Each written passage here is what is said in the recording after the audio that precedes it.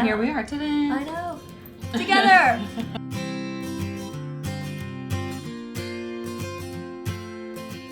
Hey guys, it's Molly here again for another video, and as you can tell, I'm not alone. I have my friend Katie here. I'll give you a moment to introduce yourself quickly. Yeah, hey everybody, my name is Kati Morton, and I am a licensed therapist, and I have a mental health educational channel on YouTube, and my hope is just to educate and empower my viewers to get the help that they need and deserve.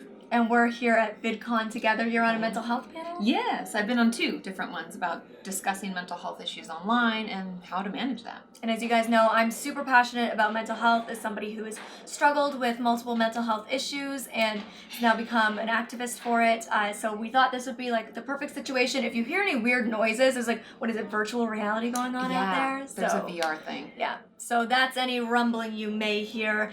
And I wanted to sit down with you on my channel today because we're also doing a video on Katie's channel. So I'll link it down below and you should definitely check out her content, especially if you are into mental health, which is obviously so important because we all have mental health. Agreed. And it's a crucial part of our lives. I've actually had a lot of requests to do a video with you. I know, that's what I heard. It's I'm cool. happy. We get to like interact with our audience and get to listen to what you say, and then here we are today. I know. Together. So now you're gonna be my therapist. Okay. I need help. Switching into therapist mode. I need dating help. Okay. Perfect. I have been single for going on 2 years. And at first, when I went through my breakup, I was like, oh my gosh, single woman, hitting the dating scene. I was all excited. And I very quickly was like, wow, it is slim pickings. And I was like, very quickly like, So yeah, I haven't really been dating for about a year. I haven't gone on any dating apps, dating websites. I don't know where to meet people. Like I'm just in this, and I don't know, I'm 23. I should want to date, but I'm just like, And I want to get married one day, so I'm like, I know I need to kind of get on this.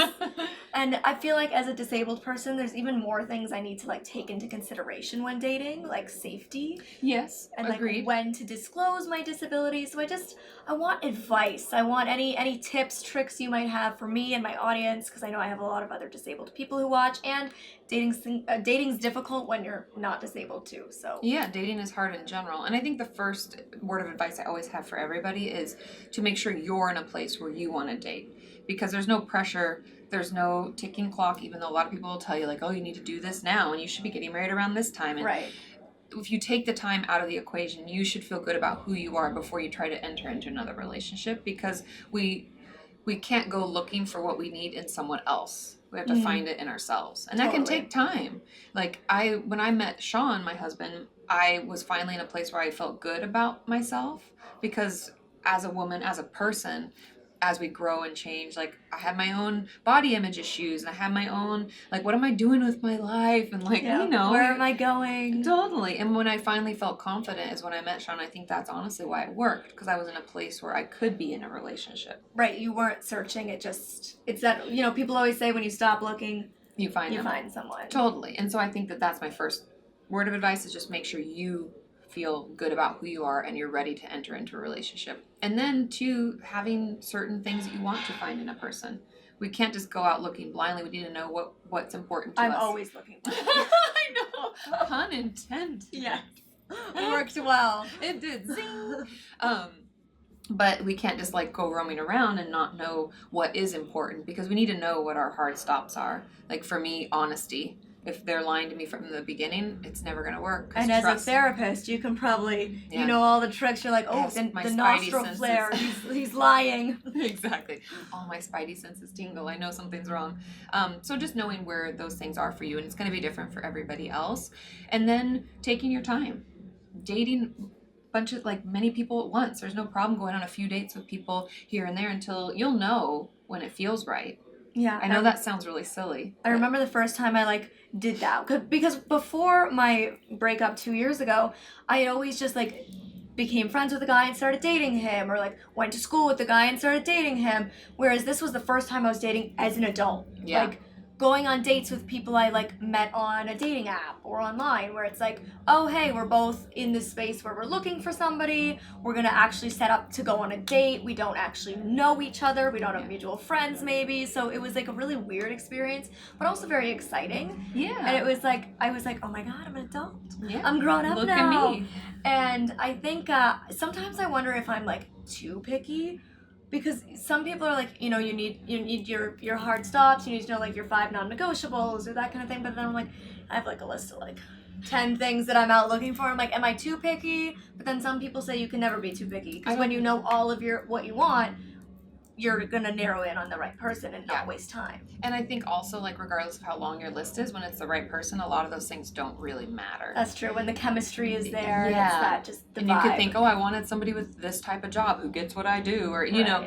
But at the end of the day, if you care about them and they get you and they meet all the requirements that really are important to you, like deeply, then it's fine. All those other little things that may have seemed like a big deal might not be that big of a deal. And I do want to get into the safety, because I think that's an important That's where I was going factor, next.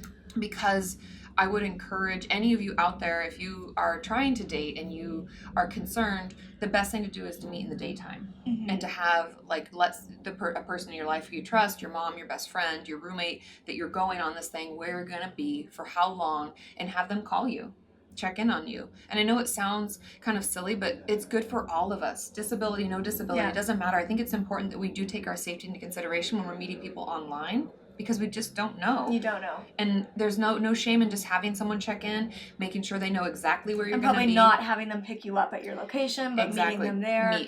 Which obviously for somebody who is blind, it's a little trickier because we can't drive ourselves. So sometimes it's convenient if they're like, oh, I'll pick you up.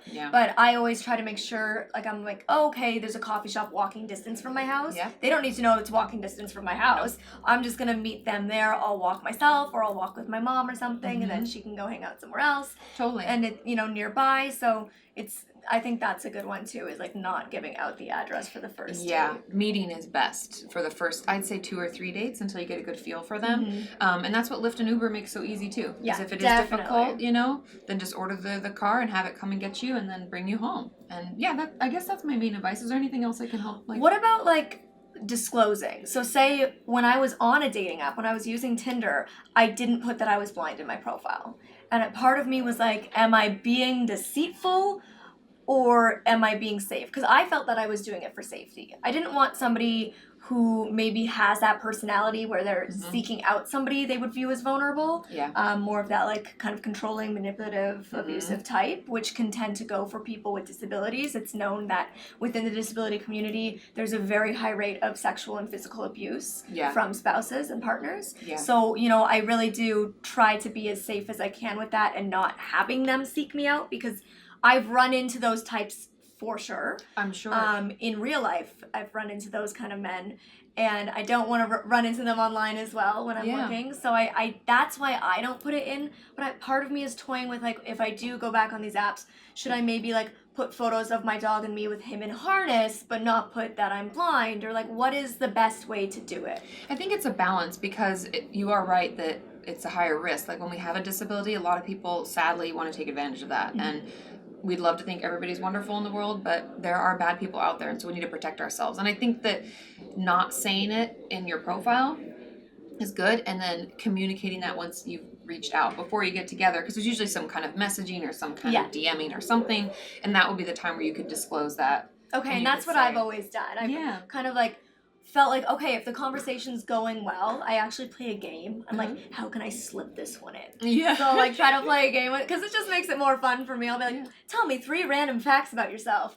And they'll like give me 3 random facts. And then I'm like, okay, mine are, I'm allergic to sterling silver, my favorite tea is mint tea, and I'm blind. And then, like, the casual drop it in. But that's how I've always done it. And I feel like, because then at least neither of us are wasting time, and I'm not showing up on a date with a dog in a harness and they're like, is this? Yeah, wait. What? Totally. You know, I think that's how I've always done it. So you think that is a good way? It's a good balance, because it protects you, but it also protects the person that you're meeting. You're giving them the opportunity respect to be exactly, and like being candid about, you know, your situation, so that if you show up there and like, what, you know. And I like the joke and the like 3 things. That's a cute way, a game to play into it, to share. Yeah, or if somebody's like, oh, can I take you out to drink or something, to a drink? I'm like, well, my dog and I would love to. And they're like, well, your dog, he can't come to the bar. And I'm like, well, he can. He can. He can actually go anywhere. It's fun getting them to guess. And Yeah. so I think it's kind of makes it cute and fun for them too, because then they realize like, oh, she's cool with it. She's joking around. Yeah. Which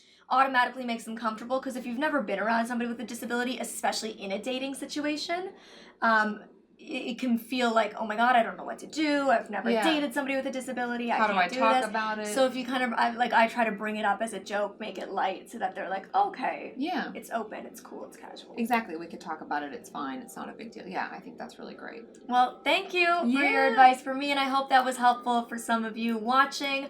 Definitely check out Katie's channel and the video that we're about to go film over there. I'm really excited. Yeah, me too. Thank you so much. I'm going to link all of your socials down below. I'll have them listed, written right here on the screen. You're on all of it? Facebook, Twitter? Everywhere. Okay. Kati Morton, you can find me. Awesome. Okay, thank you so much. Thank you. Bye, guys. Bye.